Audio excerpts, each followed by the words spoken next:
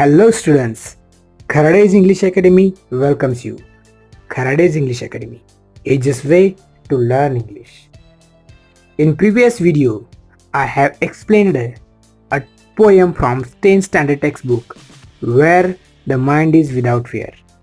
In this particular lecture, I am going to discuss an appreciation of the poem where the mind is without fear.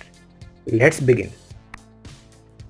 Kharades English Academy, age's way to learn English.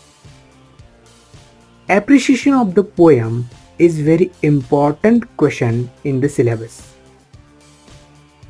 Points are as following: title of the poem, poet of the poem, central idea of the poem, figures of speech of the poem, rhyme scheme of the poem, favorite line from the poem, why I like or don't like this poem.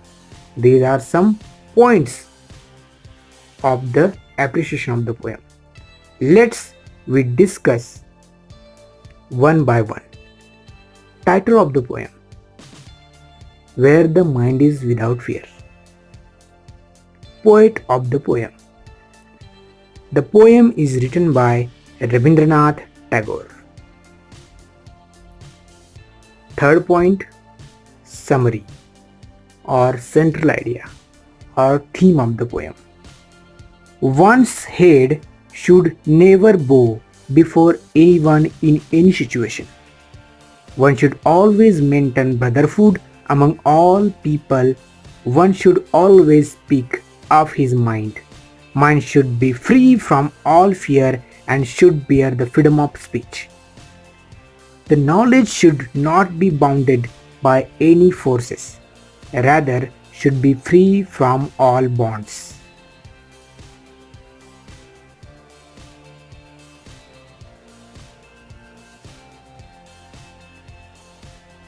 The knowledge here also means the strength which the people should be bestowed with. People should not be affected by any forces which would result in the world breaking into fragments by walls created between each other. They should try hard to refrain themselves from such thoughts which would divide people and isolate them.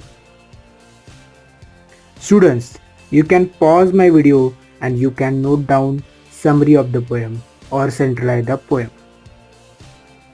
Everyone should be encouraged to reach their goals with perfection. Mind should not dwell in mistakes, rather should have the power of reasoning for a better future. Tagore praised to Almighty to gift him with such a nation that achieves not only political but also spiritual freedom. Next point, rhyme scheme of the poem. The poem does not have any rhyme scheme. The poem is in free verse. Favorite lines from the poem. Students, I have written, where tireless striving stretches its arms towards perfection. This is my favorite line. You can also write your favorite line. So, favorite line, where tireless striving stretches its arms towards perfection. Next point is why I don't like the poem. I like this poem because it is more like a prayer to God, asking him to install into the Indians intellectual and a spirit of freedom.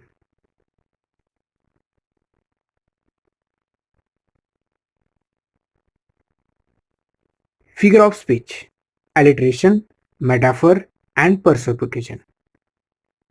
First one, where tireless striving stretches its arms towards perfection. This is an example of alliteration. Alphabet S is repeated to give a poetic effect. The head is held high.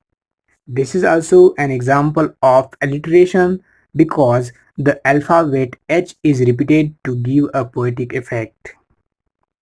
So these are some figure of speech. Students, you also can find out figures of speech from the poem and comment me some figures of speech of the poem. So thank you for watching my video. Subscribe my YouTube channel. You will get my notification. You will get each and every topic from your textbook. Thank you very much.